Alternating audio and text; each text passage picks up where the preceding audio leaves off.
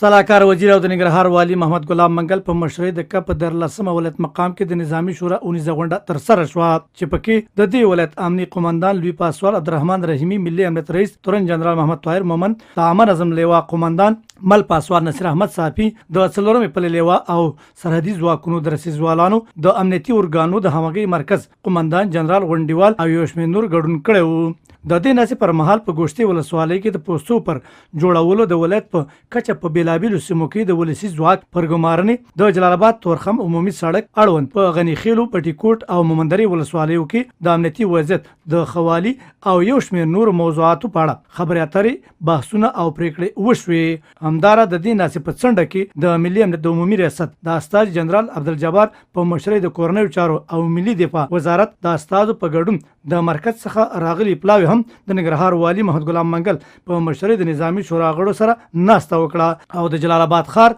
بیلابیلو برخو ته د لا زیاتو امنیتي تدابیرو پر نیولې خبرې اترې وکړې. سلاکار وزیر او د ننګرهار والی محمد غلام منګل همدارس له مسؤلینو څخه د نظامی او دفاعي ځواکونو ملي ورځې نمانځلو په موخه د نیول شوو تدابیرو له امله مننه وکړه او همداراز ورته په بیلابیلو برخو کې د لا زیاتو اقداماتو د نیولو سپارښتنه وکړه.